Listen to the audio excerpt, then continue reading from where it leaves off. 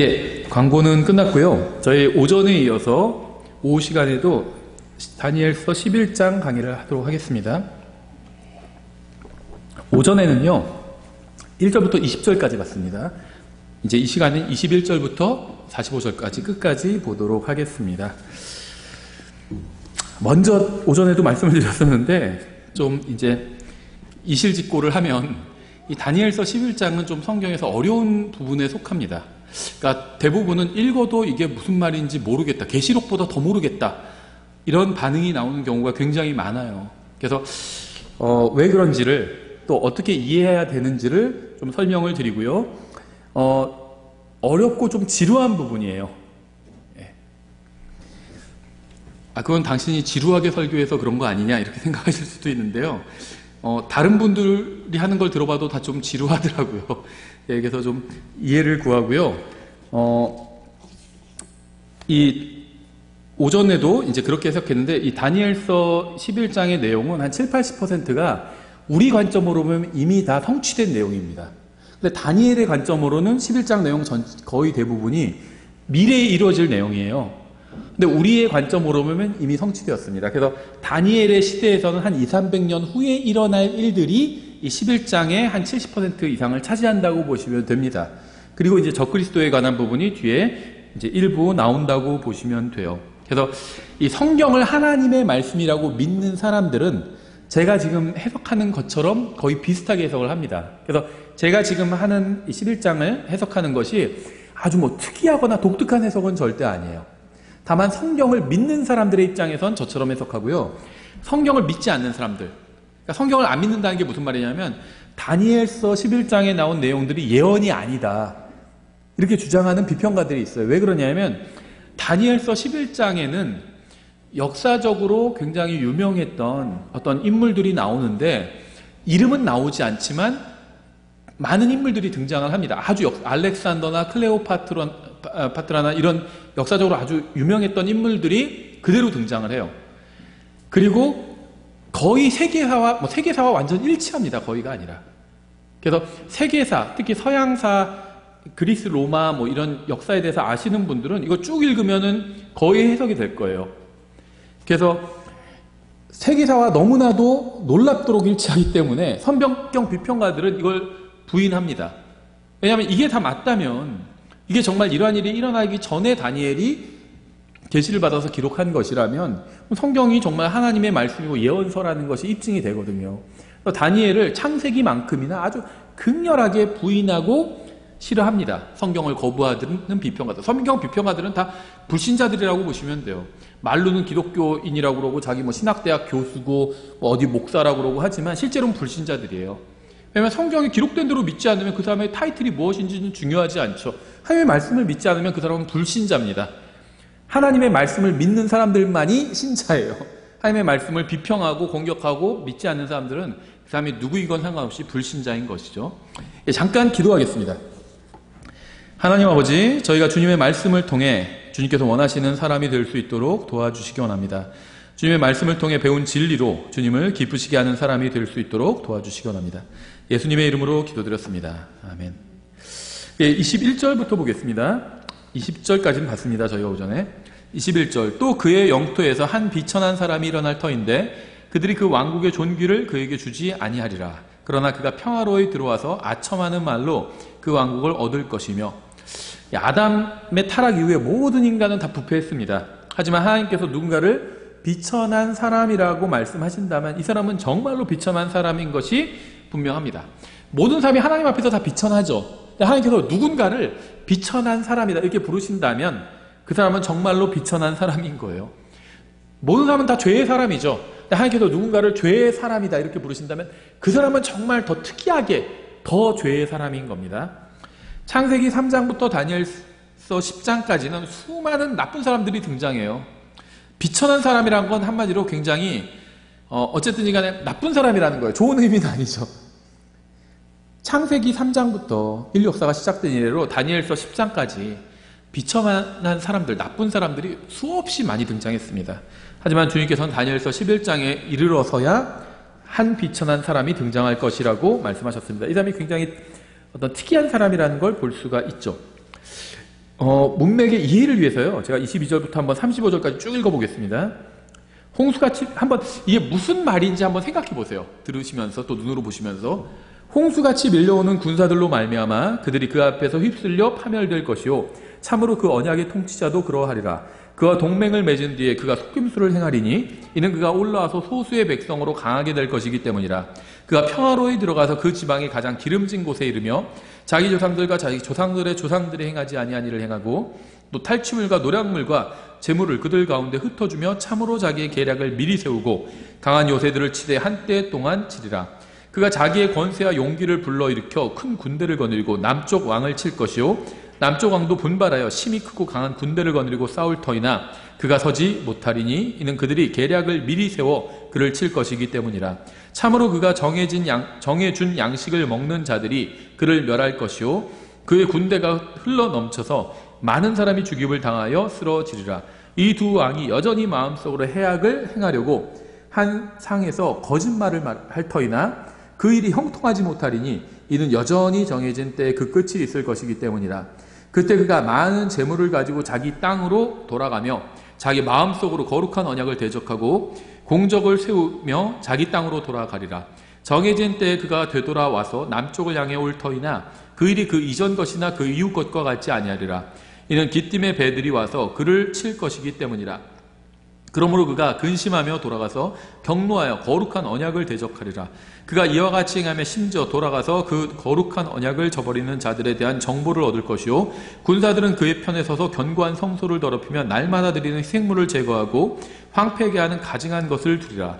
또 그가 그 언약을 대적하려고 사악하게 행하는 자들을 아첨하는 말로 부패시킬 터이나 자기 하나님을 아는 백성은 강하여 공적을 세우리라. 백성 가운데서 깨닫는 자들이 많은 사람에게 교훈을 줄 터이나 그럼에도 그들이 여러 날 동안 칼과 불꽃과 포로로 사로잡힘과 노략으로 말미암아 쓰러지리라. 이제 그들이 쓰러질 때 적은 도움으로 도움을 받을 터이나 많은 사람이 아첨하는 말로 그에게 붙으리라. 또 명철한 자들 중에 몇이 쓰러져서 그들을 단련하며 정결하게 하고 희게 하되 끝이 말 때까지 하리니 이는 그 일이 여전히 정해진 때에 관한 것이기 때문이라. 무슨 말인지 이렇게 머리에 딱 들어오세요? 이 성경에서 역사서에서 사람들 쭉 한 10장에 걸쳐서 막 열거가 되는 부분이 있잖아요. 그거 못지 않지 않나요? 이건 분명히 사람 이름이 막 어떻게 인간의 관점에서 보면 막 무의미하게 반복되는 것처럼 보이잖아요. 역사서에서 알 수도 없는 그런 이름들이. 근데 이거는 그런 건 아니에요. 뭐가 이루어지고 있는 것 같아요. 무슨 말을 하고는 있는데 무슨 말인지를 모르겠어요. 차라리 계시록은 양반이에요. 여기에 비하면 정말. 계시록은 훨씬 그림이 그려져요. 이게 그 그림이 뭘 상징하는지를 잘 몰라서 문제인 경우는 있지만 뭐 짐승이 나오고 뭐 활 가진 자가 나오고 말 탄 자가 나오고 무슨 그림은 그려져요. 근데 이 본문은 그림이 잘 안 그려질 거예요. 나는 이해가 안 간다. 그럼 정상입니다. 일단. 이거는 잘 이해가 안 가는 본문이에요. 우리가 방금 읽은 본문은요, 성경에서 정말 어려운 부분이고 성령님의 도움이 없다면 결코 이해할 수 없는 말씀입니다. 많은 사람들이 이러한 본문을 이제 사적으로 해석하다가 오류에 빠졌어요. 그런데요, 그 기분은 느껴볼 수 있는데 어떤 기분이냐면 우리는 여기 말고 예를 들면 요한복음을 읽거나 할 때는 답답하지 않죠. 지금 다니엘서 11장을 읽을 땐 답답해요. 사람들이 되게 답답해합니다. 무슨 말인지 모르겠거든요. 그럼 답답해요. 영어가 어렵다고 생각되는 분들은요, 무슨 뭐 러시아 말이나 이런 거 들었다가 영어를 듣잖아요. 그러면 갑자기 막 영어가 반갑다고 그러더라고요. 알아듣는 것 같고. 더 모르겠거든요. 러시아어는. 구원받지 않는 사람들이 성경을 읽을 때 이런 기분일 거예요. 요한복음을 읽을 때. 우리는 요한복음 읽을 때는 이런 기분이 아니죠. 술술술술 그래도 잘 읽혀요. 요한복음은. 이해가 되고. 근데 구원받지 않은 사람들은 요한복음을 읽을 때도 이런 기분일 겁니다. 우리가 다니엘서 11장을 읽을 때와 같은 그런 기분일 거예요. 고린도전서 2장 14절에서 이렇게 말씀하고 있어요. 그러나 본성에 속한 사람은 하나님의 영의 것들을 받아들이지 아니하나니 그것들이 그에게는 어리석은 것이니라. 또 그가 그것들을 알 수도 없나니 이는 그것들이 영적으로 분별되기 때문이니라. 우리는 성령님의 인도와 도움이 필요하고요. 하나님께서 교회에게 주신 성경 교사, 목사가 또 이런 것들을 성도들에게 성경을 알려주는 사람이죠. 이해시키는 사람입니다. 성경은 분량이 적지 않을 뿐 아니라 굉장히 방금 읽은 것처럼 어려운 부분도 있어요. 무슨 말인지 잘 모르겠는 이런 부분이 있습니다. 우리는 이 말씀이 역사적으로 또 예언적으로 무엇을 의미하는지 살펴보고 또 우리에게 어떤 교훈을 주는지도 살펴보겠습니다. 다시 21절부터 보면요. 또 그의 영토에서 한 비천한 사람이 일어날 터인데 그들이 그 왕국의 존귀를 그에게 주지 않으리라. 그러나 그가 평화로에 들어와서 아첨하는 말로 그 왕국을 얻을 것이며. 여기서 비천하다라는 말이 나오는데요. 이 말의 의미는 이 바일인데 쓸모가 없다 이런 의미입니다. 쓸모가 없다 아니면 아무 가치가 없다 이런 말이에요. 하나님 앞에서는요. 제국을 통치하는 황제나 왕이나 대통령이나 교황도 아무런 쓸모가 없을 수 있어요. 여기서 비천한 사람이 등장하는데요. 이 사람은 지금 큰 아주 특이한 인물이고요. 제국을 통치하는 사람이에요. 수많은 전쟁을 일으키고 사람들을 살해하고 큰 지역을 통치하는 사람입니다. 그런데 하나님께서는 비천하다 이렇게 표현하셨는데요. 이 말의 이제 영어 의미는 쓸모없다는 의미예요. 쓸모가 없다. 누구한테? 하나님께 쓸모가 없다는 겁니다. 큰 국가를 통치하는 사람도요. 경우에 따라서 하나님께 쓸모가 없을 수 있어요. 하나님께서 그 사람이 그 통치하도록 세우셨습니다. 하지만 하나님께 쓸모가 없는 사람이 있다는 거예요. 우리가 볼 때는 막 대통령이나 무슨 막 이런 사람들 보면은 대단하게 보이잖아요. 하나님께서는 쓸모없다는 겁니다. 우리는 막 또 과거 대통령들 막 위인전도 있잖아요. 그렇죠? 모르겠어요. 요즘 뭐 대통령뿐만 아니라 뭐 개그맨이나 뭐 코미디언 같은 유재석 씨 같은 분도 위인전으로 나오더라고요. 위인전에 유재석도 있더라고요. 뭐 위인이겠죠. 모르겠어요. 전 잘. 근데 대통령 막 이런 사람 위인이라고 생각하잖아요. 하나님께서는 쓸모없는 사람이라고 보시는 겁니다. 반면에 작은 도시에서 작은 교회를 인도하는 목사가 쓸모가 많을 수도 있어요. 아니면 작은 어떤 그리스도인 하나가 하나님께는 훨씬 더 쓸모가 있을 수도 있습니다. 하나님께서는 왕이나 통치자로 아무나 세우실 수 있지만 자신의 양떼에게 말씀의 꼴을 먹이는 목사는 아무나 세우시지는 않겠죠. 진정한 목사라는 전제하에 그런 겁니다. 교회와 국가 중 무엇이 더 중요하다고 판단하는지를 통해서 그 사람의 영적 상태가 드러나게 됩니다. 하나님께서는 항상 국가보다 교회를 훨씬 더 소중하게 여기세요. 국가는 그렇게 소중하게 여기시지 않습니다. 하나님께서는 왕, 황제 이런 사람들 별로 소중하게 여기시지 않으세요. 그냥 아무개나 마찬가지 하나님께서. 그래서요. 알렉산더도 나오고 클레오파트라도 나오지만 하나님께서는 다 그냥 그녀, 뭐 어떤 왕, 한 왕 뭐 이런 식으로 표현하십니다. 아무개예요. 하나님께는. 아무개. 소중한 존재가 아니에요. 구원받지 않은 사람은 그 사람이 아무리 세상에서 막 대단한 일을 하는 사람, 대법관이고 뭐 대단한 사람이라도 하나님께 그냥 아무개입니다. 아무개. 의미 없어요. 하나님께는. 하나님은 자기의 구원받은 자기 자녀들만 소중하게 여기십니다. 우리도 그렇지 않나요? 세상에서 아무리 중요하고 높은 사람이 있다 할지라도 그 사람과 나의 아이 중에 하나 선택하면 아이 선택하죠. 내 아이를 선택하지 그 사람 선택하지 않아요. 그 다음에 얼마나 세상에서 뭐 잘 나가고 업적을 이루고 그건 나한테 중요하지 않아요. 나한테는 내 아이인가 아닌가 이게 훨씬 더 중요하죠. 하나님도 마찬가지예요. 하나님은 구원받은 사람은 보석으로 여기시고 중요하게 여기시지만 구원받지 않은 사람은 그 다음에 아무리 세상에서 잘 나가고 뭐 큰 제국을 다스려도 아무개일 뿐이에요. 그래서 이름을 언급하지 않으시는 겁니다. 한 왕이 일어나서 그 딸이 어쩌고 저쩌고 세상에서 뭐 클레오파트라고 뭐 코가 하나 뭐라고 그러죠? 뭐 좀만 더 길었으면 뭐가 어떻게 됐을 거라고 그러고 별 얘기를 다 하지만 하나님께는 의미가 없어요. 11장에 비천한 사람은 8장의 작은 뿌리고 역사적으로는 이 안티오쿠스 에피판이라고 합니다. 그는 선왕의 작은 아들이고요. 왕위를 계승할 합법적인 권리를 가지고 있지는 못했는데요. 성경이 말씀하시는 대로 아첨하는 말로 왕국을 얻게 됩니다. 오늘날도 정치인들은요, 온갖 아첨하는 말을 통해서 권력을 손에 쥡니다. 아첨하는 말은 사람들에게 호감을 얻게 하죠. 근데요, 하나님 앞에서는 그런 말은 아무 소용이 없어요. 하나님 정말 위대하시고 높으시고 막 아무리 그래도요, 자기가 하나님을 무시하면 무엇이 하나님을 무시하는 거죠? 하나님의 말씀을 무시하는 게 하나님을 무시하는 거예요. 겉으로는 뭐 하나님 대단하십니다. 이 성경은 하나님의 말씀입니다. 뭐 진리입니다. 그런데 읽지를 않아요. 말씀대로 살지는 않아요. 중요한 결정할 때 성경이 아니라 그냥 자기 생각대로 결정해요. 하나님을 무시하는 거예요, 그게. 아첨하는 말이 안 통해요, 하나님께는. 하나님께서는 정말 그 말씀대로 행하는지를 보시는 거지, 말만 막 제가 막 날 칭찬해주니까 내가 기분 좋다. 그러신 분이 아니에요, 하나님은. 정말 말씀대로 하는지, 말씀대로 행하는 게 하나님을 존중하는 거예요. 그렇죠. 말씀대로 행하지 않으면 아무리 아첨을 많이 해도 하나님은 그냥 통하지. 아첨은 사람들은 속일 수 있지만 하나님은 속일 수가 없어요. 예, 그래서 이 비천한 사람은요, 아첨하는 말로 지금 사람들을 속이고 있습니다. 여러분 막 대단합니다 하면서 막 예전에 어떤 뭐 자꾸 다른 사람 욕하는 것 같아서 죄송한데 그냥 예를 드는 거예요. 근데 실제 있었던 일이에요. 킹제임 성경을 믿는다는 교회인데요. 아주 돈이 많은 사람이 왔어요. 건물주, 소위 말하는. 그러니까는 돈 많은 분들은 뭐 이렇게 교회 예배 참석 안 하셔도 됩니다. 11조만 잘 하시면요. 킹제임 성경 믿는다는 교회에서 그런 얘기를 했어요. 그 사람한테. 그 사람이 바로 교회를 떠났어요. 이 교회는 가짜 교회다 하고. 예. 아첨하는 말. 기분 좋게 하려고. 헌금 많이 내게 하려고. 사람에겐 통하지만 하나님께는 통하지가 않아요. 22절 홍수같이 밀려오는 군사들로 말미암아 그들이 그 앞에서 휩쓸려 파멸될 것이요 참으로 그 언약의 통치자도 그러하리라. 성경에서 홍수는 긴급하게 움직이는 막강한 군대를 묘사하는 말로 사용이 됩니다. 23절 그와 동맹을 맺은 뒤에 그가 속임수를 행하리니 이는 그가 올라와서 소수의 백성으로 강하게 될 것이기 때문이라. 예, 그는 이 비천한 사람, 이 통치자에 대한 묘사인데요. 왕국의 정당한 상속자인 조카가 없는 틈을 타서 속임수로 왕국을 차지했습니다.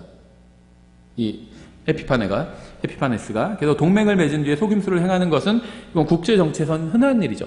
이 1절부터 쭉 보시면요. 어떤 남쪽의 왕이 막 강해지고 그래서 북쪽을 막 쳐들어가고 북쪽의 왕이 또 강해져서 남쪽을 쳐들어가고 서로 싸우고 그러다가 서로 이제 싸움에 지쳐서 또 서로 평화 협정을 맺고 정략 결혼을 하고 그런데 정략 결혼을 했다가 또 뒤통수를 치고 이런 얘기들이 쭉 나와요. 근데 가만히 읽고 있으면 이게 뭔 말인지는 모르겠는데 사실은 이 세상 역사입니다. 이 세상에서 국가들 간에 흔하게 일어나는 일을 하나님께서 지금 묘사해주고 계신 거예요. 힘이 셀 땐 막 작은 국가를 막 힘이 비슷하면 침공하지 않아요. 한쪽이 세면은 침공합니다. 그래서 막 그쪽 걸 다 털어와요. 막 신전을 털어오고 과거니까는 지금 같으면 신전이 아니라 막 유전 같은 걸 막 털어오는 거죠. 국가들 간에 전쟁이 일어나서. 그런 얘기예요. 그래서 서로 막 속임수를 쓰고 한상에 앉아서 서로 속임수를 쓰고 거짓을 말하고 배반하고 이 세상에서 정치에서 흔하게 일어나는 일입니다. 정치가 그렇게 대단한 게 아니에요. 속임수예요. 겉모습을 쓰고 막 정직하게 해가지고 정권을 잡을 수 있나요? 없어요. 막 겸손하게 해가지고 잡을 수 있나요? 드물 거예요. 그런 거는. 그렇죠. 저분이 더 훌륭하시고 남을 다른 사람보다 더 낮게 여기고 저는 뭐 저분보다 못합니다. 이러면은 누가 찍어줘요? 자기가 제일 잘났다고 해야 되잖아요. 그렇죠. 상대방 막 쓰레기라고 그러고 위선자라고 그러고 내가 제일 잘났다고 그러고 그래야지 찍어주잖아요. 그래서 저는요. 정치는 구원받을 수 없다. 이렇게 생각하진 않아요. 누구도 구원받을 수 있어요. 심지어 정치인들까지도 구원받을 수가 있어요. 하지만 진실한 그리스도인의 삶을 살기는 대단히 어렵겠다 이런 생각을 합니다. 거짓말하지 않고 과대광고하지 않고 자기를 막 높이고 그러지 않고는 정치인 될 수 있나요? 나를 뽑아줘야 여러분이 잘 살 수 있습니다. 그렇게 하잖아요. 얘기를 하잖아요. 유세하는 게 다 들어보면 그 얘기잖아요. 자기를 뽑아줘야 우리가 잘 살 수 있다는 거죠. 자기가 잘났고 자기가 대한민국에서 가장 지금 국가를 이끌기에 적합하다고 자기를 높이는 거잖아요. 그리스도인답게 살기는 어려울 것 같아요. 근데 막 그리스도인들이 킹제임 성경을 믿고 막 예수님의 전천년 재림을 기다린다는 사람들이 막 거기 가서 막 환호하고 있어요. 이해가 안 되더라고요. 그것 때문에 저를 욕하는 사람도 있더라고요. 왜 그렇게 정치에 무관심하고 왜 그렇게 얘기를 하냐. 지금 막 나라가 위태롭고 그래가지고 무슨 뭐 정권을 어떻게 해야 되고 막 왜 목사가 거기에 힘을 안 보태냐. 가짜 목사다 막 그러더라고요. 모르겠어요. 그분들 눈엔 제가 이상하게 보일지 몰라도 제 눈엔 그분들이 이상하게 보여요. 왜 인간에게 희망을 두죠? 우리가 가장 정말 좋아하는 사람이 대통령이 돼도 변할까요, 나라가? 대단히 뭐 좋은 나라가 될까요? 의가 강물처럼 흐르는 그런 국가가 될까요? 저는 소망이 없다고 생각해요. 누가 더 나은 사람은 있겠죠. 대선에 나온 사람 중에 둘 중에 더 나은 사람은 있을 겁니다, 분명히. 그럼 그 사람 찍으면 돼요. 그럼 거기까지만 하면 됩니다. 그 사람을 막 대단하게 칭송하고 저분이 정권을 잡아야 뭐가 어떻게도 이렇게까지는 할 필요가 없다고 생각해요. 우리나라의 운명은요 정해져 있어요. 예수님이 오시면 멸망하게 될 겁니다. 우리나라뿐만 아니라 모든 북한, 중국, 미국 다 멸망할 거예요. 세계 질서가 다 개편될 거예요. 예수님께서 오시면. 의로운 국가는 없습니다. 다 불의한 국가예요. 의로운 통치자는 없어요. 모든 사람이 죄를 지어 하나님의 영광에 이르지 못했는데 누가 하나님 앞에서 의로운 통치자입니다 이분은 그렇게 얘기할 수 있는 사람이 누가 있겠어요. 다 불의한 통치자고요. 다 불의한 정부였고 여태까지 인류 역사 6천년간 100% 다 불의한 정부였습니다. 다 불의한 백성이었어요. 철저하게 부패했습니다. 다 인류 전체가 지옥에 던져져도 할 말이 없었어요. 하나님께서 은혜를 베풀어 주신 거예요. 그리고 그 은혜를 받아들인 사람들은 구원을 받은 거잖아요. 그리고 우리는 그 의로우신 분이 다시 오셔서 통치하시길 기다리는 거잖아요. 예, 그래서 너무 세상 정치인, 정당에 너무 희망을 두지 마세요. 우리의 진정한 소망은 예수 그리스도께 있지 어떤 인간, 아무리 그 사람이 잘난 사람이라 할지라도 그 사람의 우리의 소망, 그리스도에는 소망을 둬서는 안 돼요. 가장 좋은 상태에 있는 사람도 다 헛되다고 말씀하고 있잖아요. 왜 자꾸 그런 인간에게 막 희망을 두고 막 위인인 것처럼 막 떠받들고 있고 그러는지 모르겠어요. 저는 사실 이해가 안 됩니다. 예, 24절. 그가 평화로이 들어가서 그 지방의 가장 기름진 곳에 이르며 자기 조상들과 자기 조상들의 조상들이 행하지 아니한 일을 행하고 팔치물과 노량물과 재물을 그들 가운데 흩어주며 참으로 자기의 계략을 미리 세우고 강한 요새들을 치되 한때 동안 치리라. 이게요, 실제로 있었던 일이에요. 그런데 실제로 있었던 일이라고 생각하지 말고 그냥 세상에서 일어나는 일로 한번 대입해서 생각해보면 쉬워요. 이걸 자꾸 어떻게 해석을 하려고 그러니까 이해가 잘 안 되는데 그러지 말고 그냥 세상에서 생각해요. 전쟁이 일어나면 가장 기름짓고 좋은 곳을 가져가려고 하겠죠. 그리고 또 막 별의별 막 전쟁 범죄들이 일어나잖아요. 또 막 탈취물을 취하고 막 하잖아요. 그런 일들이에요. 그냥 그 막 계략을 세우고요. 막 그렇게 하잖아요. 강한 요새들을 치고 전쟁이 일어나면 흔히 일어나는 일이에요. 그러니까 이게 인류 역사상 6천년 동안 계속 일어나던 일들입니다. 일어나는 일들이에요. 물론 이거는 이제 그 특정한 시기에 일어날 일을 순서대로 잘 조합을 해서 예언을 하신 겁니다. 그래서 이거는 실제로 다 그대로 성취가 되고요. 세계사와 완전히 일치합니다. 그래서 그 바벨론부터 시작해서 로마까지 이어지는 그 중동의 어떤 패권을 두고 제국들이 등장해서 전쟁을 벌이게 되잖아요. 그 최종적으로 로마가 다 먹게 되잖아요. 그 역사를 아는 사람은요, 이게 이해가 쉬워요. 딱 이루어집니다. 한 300년간에 일어났던 일이 다니엘서 11장에서 쭉 설명되고 있는 거예요. 딱 그 일이에요. 25절. 그가 자기의 권세와 용기를 불러일으켜 큰 군대를 거느리고 남쪽 왕을 칠 것이요 남쪽 왕도 분발하여 심히 크고 강한 군대를 거느리고 싸울 터이나 그가 서지 못하리니 이는 그들이 계략을 미리 세워 그를 칠 것이기 때문이라. 여기서 남쪽 왕은 클레오파트라의 아들이자 안티오쿠스의 조카인 프톨레마이오스 6세를 말하는 거고요. 이집트의 왕이죠. 막강한 군대를 가지고 있었지만 부하들의 반란으로 인해서 패배하게 됩니다. 그리스도인들에게 이러한 이야기는 또 다른 부패한 왕과 또 다른 부패한 시대와 또 다른 부패한 전쟁의 이야기일 뿐입니다. 숱하게 이런 일은 많이 있었다는 거예요. 남쪽의 부패한 살인마보다 북쪽의 부패한 살인마가 더 영리해서 승리한 것뿐이에요. 대단한 무슨 전쟁을 가지고 대단한 영적 의미를 굳이 부여할 필요가 없다는 겁니다. 인류 역사에선 이러한 부패한 전쟁이 수도 없이 반복돼서 의로운 전쟁이 있었나요? 다 부패한 전쟁이에요. 다 자기들의 이익을 위해서 참전해서 젊은이들이 희생당했고요. 수많은 고아들이 양산되었던 부패한 전쟁입니다. 대부분의 전쟁 다 그래요. 26절. 참으로 그가 정해준 양식을 먹는 자들이 그를 멸할 것이요 그의 군대가 흘러넘쳐서 많은 사람이 죽임을 당하여 쓰러지리라. 이걸 자꾸 해석하려고 그러니까 이게 무슨 말인지 이해가 안 될 수 있는데요. 전쟁이 일어나면 흔하게 일어나는 일들이에요. 그의 군대가 흘러넘쳐서 많은 사람들이 죽임을 당하고 쓰러지고 군대가 막 밀고 들어서 닥치면 많은 사람들이 죽임을 당하고 쓰러지죠. 전쟁에 대한 설명이에요. 물론 특정한 사건에 대한 예언이긴 한데 인간들이 하는 짓들이라고 보시면 됩니다. 지금도 지구 어디선 이런 일이 벌어지고 있어요. 군대가 막 몰아닥치고 많은 사람들이 죽어나가고 있고 그대로 일어나고 있는 일들이에요. 예, 역사적으로는 이 안티오쿠스 에피파네스는 간교하게 왕이 되었고 전쟁에서 승리했습니다. 하지만 결국 자신도 간교하게 또 죽임을 당하게 돼요. 그게 인류 역사예요. 그렇게 대단한 게 없다는 겁니다. 하나님 앞에서 인간이 그 대단한 존재가 아니라는 거예요. 또 인간들이 다 모인 게 인류잖아요. 인류 역사가 뭐 그렇게 대단한 게 아니라는 거예요. 하나님께서 인간을 지옥에 보내시고도 마음이 편하실까? 그런 걸 질문하는 자체가 인간이 뭐 대단한 존재라고 생각하는 겁니다. 쓰레기를 쓰레기통에 버리고 마음이 편할까? 이 생각하면 돼요. 마음 편하잖아요. 청소하고 나면 마음 편하죠. 쓰레기 싹 버리고 나면. 하나님을 끝까지 거부하고 진리의 사랑을 거부하고 인간을 위해서 자신이 인간의 몸을 입고 와서 십자가 위에서 죄값을 치러줬는데 그것마저도 거부한 사람들을 지옥에 보내시는데 하나님께서 왜 마음이 불편하셔야 돼요? 죄를 지은 연쇄살인마를 감옥에 보낸 판사가 마음이 불편할까요? 뿌듯하지 않을까요? 똑같다는 거죠. 인간이 그렇게 대단한 존재가 아니고요. 인류 전체도 하나님 앞에서는 그냥 통 속의 작은 물과 같아요. 대단한 존재가 아니라는 겁니다. 인간이. 인류 역사를 보면 뭐 그렇게 대단한 게 아닌데 자꾸 왜 인간은 어디서 그런 자신감이 나오는지 모르겠어요. 27절 이 두 왕이 여전히 마음속으로 해악을 행하려고 한 상에서 거짓말을 할 터이나 그의 형통하지 못하리니 이는 여전히 정해진 때에 그 끝이 있을 것이기 때문이라. 이걸 자꾸 해석하려고 그러니까 무슨 말인지 모르겠는데 흔히 일어나는 일 아닌가요? 두 왕이, 두 통치자가 한 상에 앉아가지고 어떤 서로 진실을 말하나요? 정상회담을 할 때 서로 진실을 말하나요? 서로 거짓말을 해요. 그렇죠? 물건을 사고 팔 때도 서로 막 진실을 말하면서 사고 파는 뭐 거래를 흥정을 할 때 그렇게 안 하잖아요.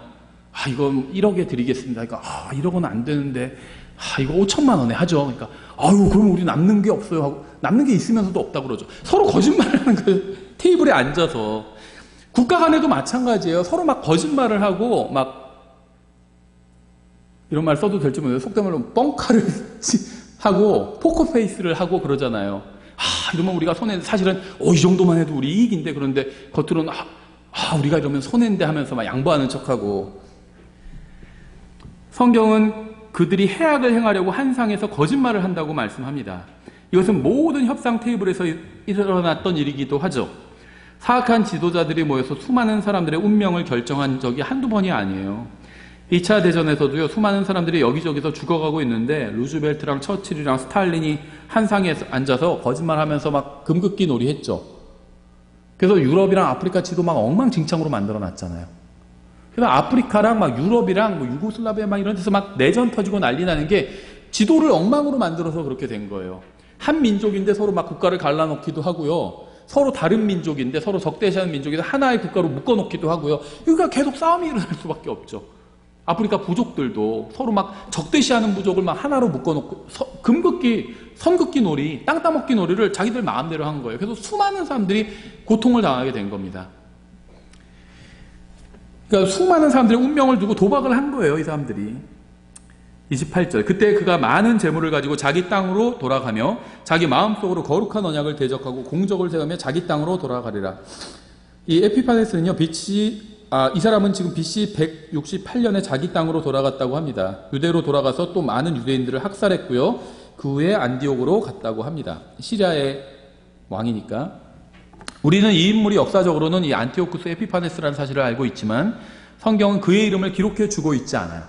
이 안티오쿠스 에피파네스는요, 굉장히 느부갓네살만큼은 아니지만 큰 권력을 가졌던 왕이었고 또 유대인들을 굉장히 많이 학살했던 그런 왕이었습니다.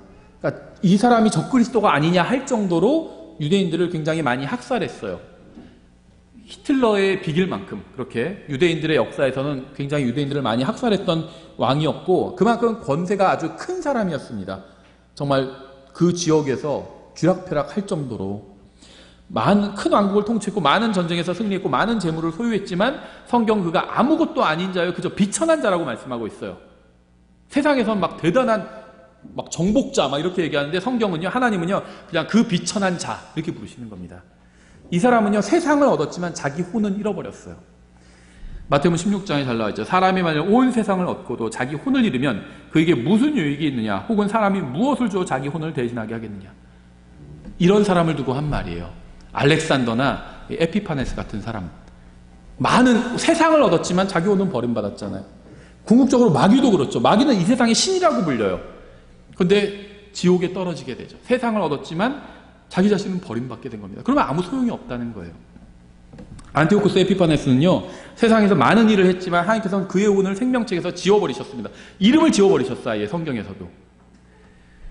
저는 세상에서 성공하진 못했지만 쉴 집이 있고요, 가족이 있고 함께할 형제 자매들이 있고요, 주님을 위해서 함께 해야 될 또 일이 있고요, 또 하늘에 저를 위한 영원한 안식처가 있습니다.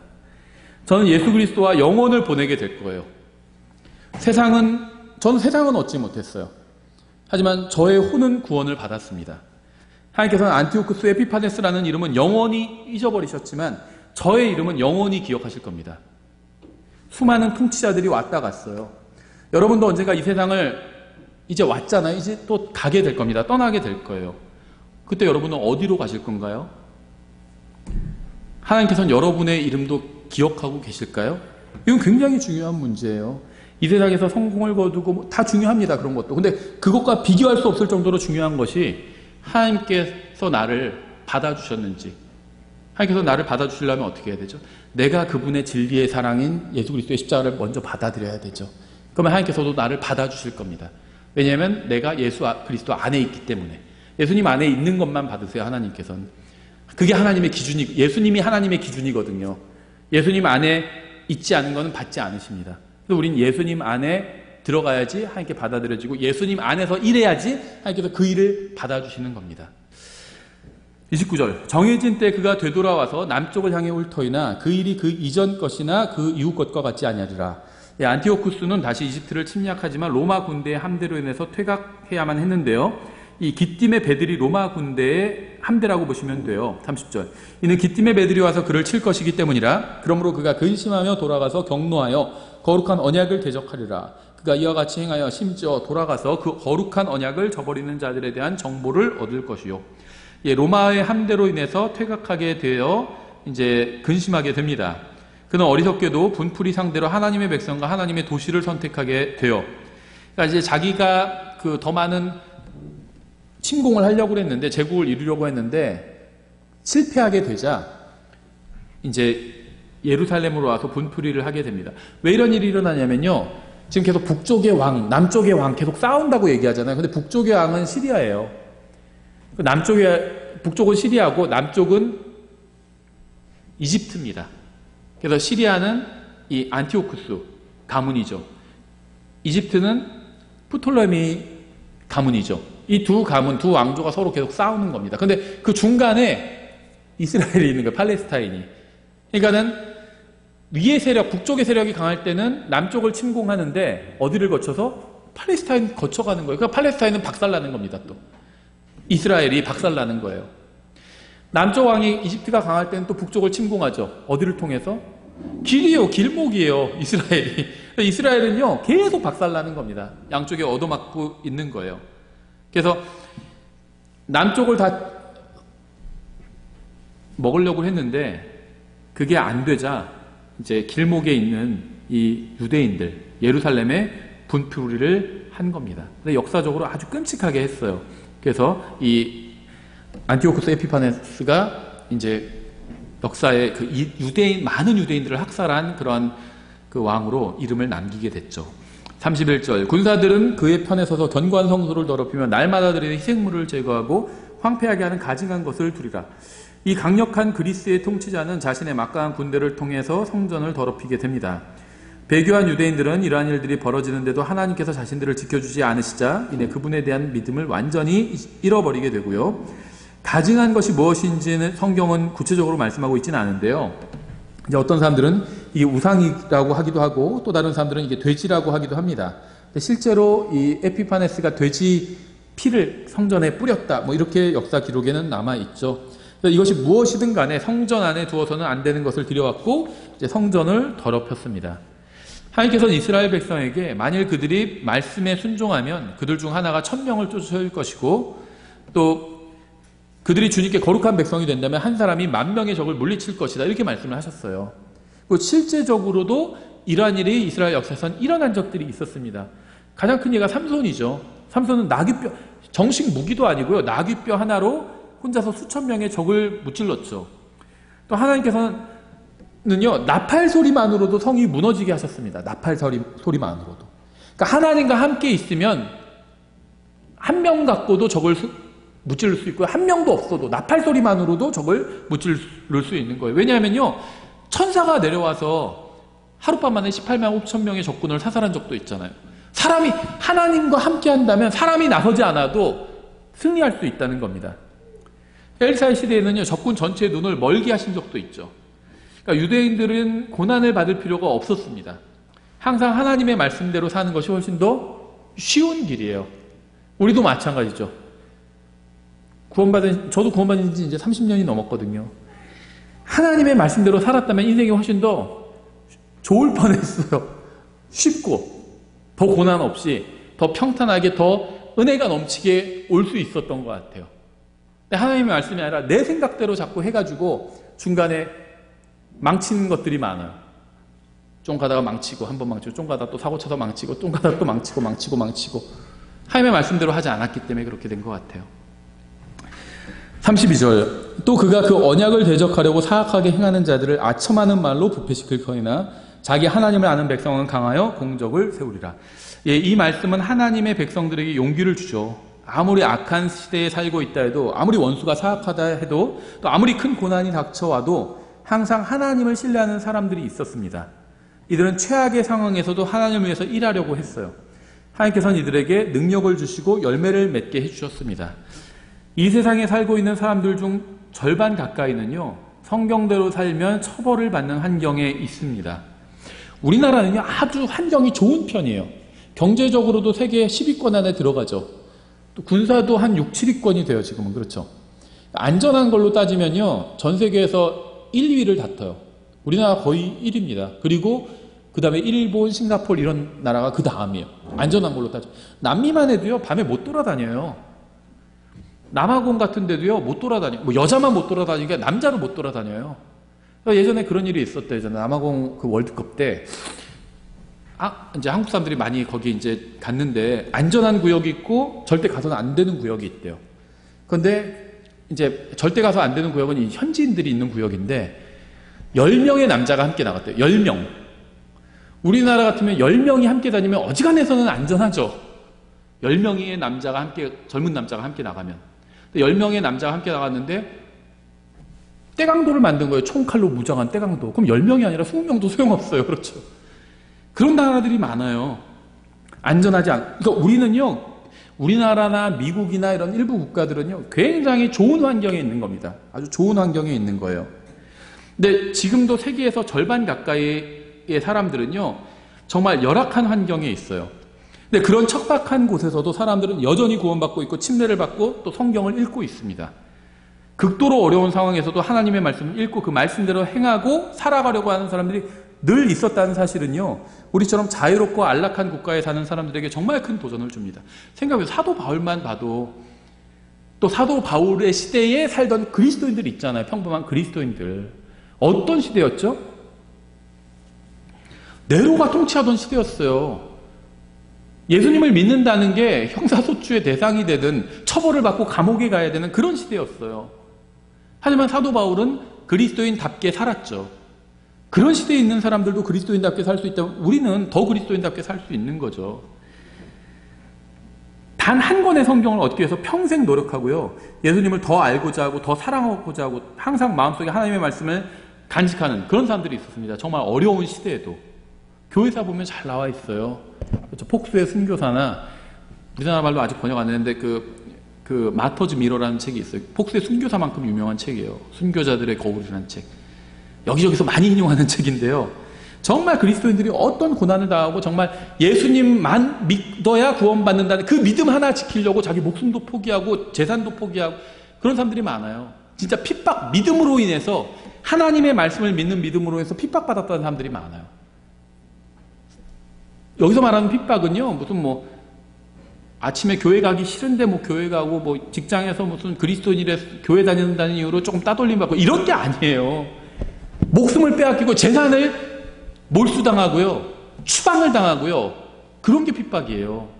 그런 일을 당했다, 선택을 했다는 거예요. 믿음을 포기하면 그렇게 안 해도 되는데 믿음을 선택해서 그런 일을 당했다는 겁니다. 그런 그리스도인들이 있어요. 거기에 보면 얼마나 우리가 안락하게 살고 있어요. 깨어나야 된다는 거예요. 깨어나야 됩니다, 우리가. 사람들은 다니엘을 파멸시키려고 했지만 그와 하나님의 관계는 파괴하지 못했어요. 그렇죠. 불타는 용광로나 사자굴도요, 다니엘과 친구들의 믿음을 파괴시키지는 못했습니다. 저와 여러분도 이런 믿음을 갖게 되었으면 합니다. 인생이 달라지겠죠. 하나님께서 정말 우리를 들어서 쓰시겠죠. 왜 하나님께서는 내 삶 가운데 역사하지 않으실까? 이런 믿음이 없기 때문이에요. 사자굴이나 용광로가 뭐예요? 그냥 월급 조금만 깎는다고 해도 어이구 무서워하고 도망가니까는 쓰실 수가 없는 거예요. 30일간 기도하면 안 된다고 하니까 어휴 30일 뭐예요? 저는 2달간 안 하겠습니다. 이런 무서워서 자기 믿음을 드러내지를 못하니까 쓰실 수가 없는 겁니다. 33절 백성 가운데에서 깨닫는 자들이 많은 사람에게 교훈을 줄 터이나 그럼에도 그들이 여러 날 동안 칼과 불꽃과 포로로 사로잡힘과 노략으로 말미암아 쓰러지리라. 이제 그들이 쓰러질 때 적은 도움으로 도움을 받을 터이나 많은 사람이 아첨하는 말로 그들에게 붙으리라. 또 명철한 자들 중에 몇이 쓰러져서 그들을 단련하며 정결하게 하고 희게하되 끝이 임할 때까지 하리니 이는 그 일이 여전히 정해진 때에 관한 것이기 때문이라. 예, 실제로 이런 일이 일어났고요. 소수의 유대인들이 안티오쿠스 에피파네스를 대적해서 전쟁을 일으켰습니다. 그게 이제 소위 말하는 마카비 전쟁 이런 거죠. 이들은 정부를 대적한 결과 칼과 불꽃과 사로잡힘과 노략을 당했어요. 정부를 대적하면 그렇게 됩니다. 그렇죠. 그러니까 유대인들이 반란을 꾀한 거예요. 이 정부, 그 당시에 정부 입장에서는. 그러니까 당연히 진압을 당하게 되죠. 이것이 바로 로마서 13장에서 높은 권세에 복종하라고 말씀하신 이유입니다. 하나님께서는 정부에 복종하지 않는 사람을 보호해 주신다고 말씀하신 적이 없어요. 악한 정부라 할지라도. 물론 정부가 비성경적인 것을 강요하며 복종을 요구하는 경우가 있죠. 근데 이러한 경우에도 하나님께서는 정부로부터 보호해 주신다고 약속하지 않으셨다는 겁니다. 하지만 정부로부터 핍박을 받는 한이 있어도 비성경적인 정부의 요구에 따를 수 없다고 믿는다면 그 믿음대로 행하라는 거예요. 그러니까 정부로부터 하나님께서는 보호해 주신다고 약속하신 적이 없기 때문에 무조건 정부 말을 들어야 된다 이런 얘기를 하는 게 아니에요. 저는 하나님께서는요 우리를 정부로부터 보호해 주신다고 약속하신 적이 없어요. 그런데 정부가 잘못된 걸 나에게 요구해요. 그러면은요 그 믿음대로 행하라는 겁니다. 다만 손해를 감수할 각오를 하라는 거예요. 이 세상에서 안전이 보장되지 않아도 하나님의 말씀대로 행하겠다는 것이 그게 진정한 믿음입니다. 하나님께서 많은 경우에 말씀대로 행한다는 이유로 이 세상에서 안전하게 지켜주지 않으신다는 거예요. 사도 바울 보세요. 하나님의 뜻대로 살았죠. 근데 툭 됐잖아요. 지켜주지 않으셨어요. 감옥에 가는 것을. 지켜주신 적도 있지만 지켜주지 않으신 적도 있다는 겁니다. 무슨 말이냐면 안전을 보장해 주지는 않으신다는 거예요. 지켜주실 때도 있어요. 저도요. 대단한 일은 아니지만 운전하면서도 하나님께서 지켜주셨다 이렇게 생각이 든 적이 꽤 많아요. 이건 내가 죽을 뻔한 거 하나님께서 살려주셨다. 이렇게 생각된 적들이 꽤 있거든요. 하나님께서 지켜주신 거라고 믿어요, 저는. 하지만 안전을 보장해 주신다고 약속하신 적은 없다는 거예요. 지켜주실 수도 있고, 그리 아니하실지라도, 안 지켜주실지라도 믿음을 선택해야 된다는 겁니다. 다니엘의 세 친구가 그랬죠. 하나님께서 능히 용광로가 아니라 더한 곳에 우리를 던져도 하나님께서 우리를 능히 지켜주실 수 있는데 그렇게 아니하실지라도 우리가 믿음을 포기하지는 않겠습니다. 이렇게 얘기했죠.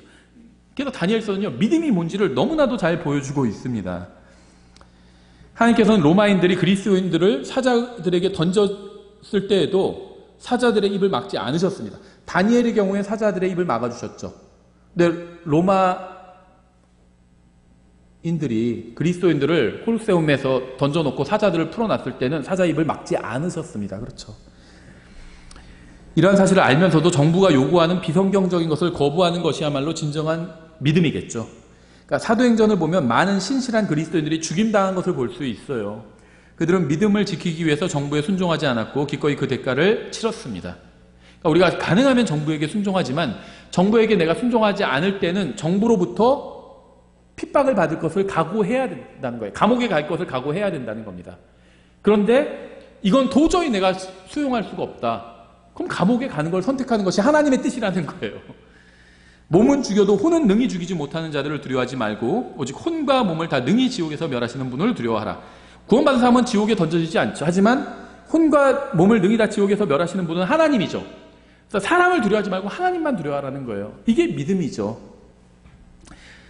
36절부터 끝까지 보겠습니다. 어려운 부분이고요. 여기는 그냥 저희가 읽고 넘어가겠습니다. 36절.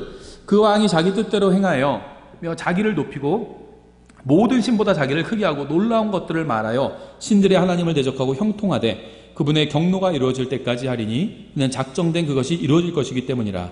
그가 자기 조상들의 하나님과 여자들의 바라는 것을 중히 여기지 아니하며 어떤 신도 중히 여기지 아니하리니 그가 모든 것 위로 자기를 크게 하리라. 여기까지는 저희가 살펴봤죠, 지난 시간에.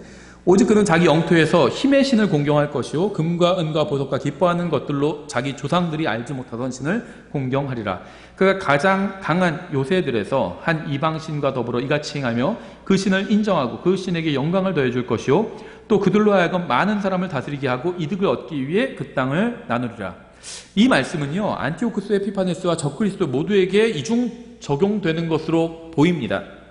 성경에는 이러한 경우가 흔하게 나오는데요, 시편 22편의 경우 역사적으로는 다윗에게 적용되지만 예언적으로는 예수 그리스도에게 적용이 되죠. 그래서 이 36절부터 45절까지는 역사적으로는 안티오쿠스 에피파네스에게 적용이 되는데 교리적으로 예언적으로는 적그리스도에게 적용되는 것으로 보입니다. 40절, 끝이 임하는 때 남쪽 왕이 그를 향해 밀고 나올 터이나 북쪽 왕이 병거와 기병과 많은 배를 거느리고 회오리 바람같이 와서 그를 치고 여러 나라에 들어가서 흘러넘치며 지나가리라. 그가 또한 영화로운 땅으로 들어가며 많은 나라를 뒤엎을 터이나 이들 곧 에돔과 모압과 암몬 자손의 우두머리는 그의 손에서 피하리라. 그가 또한 자기 손을 그 나라들 위로 펼치리니 이집트 땅이 피하지 못하며 그가 금과 은의 보물과 이집트의 모든 귀한 것을 다스릴 권세를 가질 것이요 리비아 사람들과 에티오피아 사람들도 그의 발밑에 있으리라. 그러나 동쪽과 북쪽에서 나오는 소식이 그를 근심하게 하므로 그가 크게 경노하여 나아가서 많은 사람을 멸하며 완전히 없앨 것이나 또 그가 자기 궁궐의 장막들을 바다들 사이에 영화롭고 거룩한 산에 태울 터이나 그 끝이 이르겠고 아무도 그를 도와주지 아니하리라. 이 36절부터 이어지는 문맥은요, 예언적으로는 분명히 적그리스도에 관한 것으로 보여요. 여기 기록된 말씀도 앞의 경우와 마찬가지로 문자적으로 성취가 될 겁니다. 그런데요, 이 성경은 성경으로 해석해야지 그게 합당한 해석이라고 말씀드렸죠. 성경 해놓고 자기 생각으로 해석하는 건 그건 사적인 해석이고 성경에서는 금지하고 있습니다.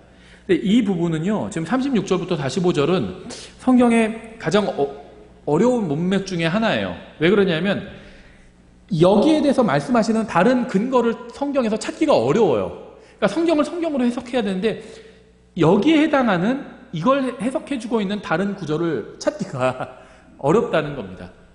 그래서요, 성경 실력에 일가견이 있다 하는 그러한 분들이 쓰신 강해나 주석을 봐도 여기에 대한 설명이 없어요. 그냥 넘어가 버립니다. 왜 그럴까요? 모르니까. 할 말이 없는 거예요. 예, 그래서 이 부분은 분명히 미래에 일어날 일로 보이는데 구체적으로는 어떤 것인지는 이게 일어나 봐야 알 수 있을 것 같아요. 좀 어려운 부분인 것 같습니다. 예, 많은 왕국과 통치자들이 왔다가 사라졌죠. 이 세상에서 일어나는 일로 인해서 그리스도인은 걱정할 필요가 없습니다. 모든 것은 성경에 기록된 대로 이루어질 것입니다. 우리는 우리가 할 수 없는 일이나 바꿀 수 없는 것이나 변화시킬 수 없는 것으로 인해서 걱정하거나 시간 낭비하지 말고 할 수 있고 바꿀 수 있고 변화시킬 수 있는 일을 해야 합니다. 세상과 그 안에 있는 왕국의 운명은 정해져 있어요. 하지만 개인의 운명은 정해져 있지 않고 언제든지 바꿀 수 있죠. 우리의 운명도 지옥으로 가는 것이었지만 예수님을 만나 하늘나라로 가는 것으로 바뀌었죠. 아담의 자녀로 태어났을 때는 지옥으로 가는 것이 운명이 정해진 겁니다. 근데 다시 예수님을 믿고 하나님의 자녀로 다시 거듭났잖아요. 그래서 영원한 운명이 바뀐 거예요. 마찬가지로 다른 사람의 운명도 바꿀 수가 있고요. 우리가 그렇게 되도록 도와줄 수 있어요. 우리는 다른 사람의 운명을 바꿀 수는 없어요. 하나님께서 바꾸실 수 있고 그 사람이 결정을 내려야 되죠. 근데 우리가 도와줄 수는 있어요. 그렇죠. 우리가 할 수 없는 일이 아니라 할 수 있는 일을 하면서 주님께서 다시 오시기를 기다려야 합니다. 기도하겠습니다. 하나님 아버지, 저에게 성경을 주셔서 감사드립니다. 지금 이 순간에도 주님의 말씀을 믿는 믿음으로 인해서 핍박받는 사람들이 있습니다. 그들에게 큰 위로를 주시고 믿음을 더해 주시기 원합니다. 평안한 가운데 사는 저희도 믿음을 저버리거나 세상과 타협하거나 게으르지 않고 주님께서 주신 사명을 감당할 수 있도록 도와주시기 원합니다. 저희가 말로만 주님을 믿는다고 하지 않고 기꺼이 믿음의 대가를 치르며 살 수 있도록 도와주시기 원합니다. 예수님의 이름으로 기도드렸습니다. 아멘.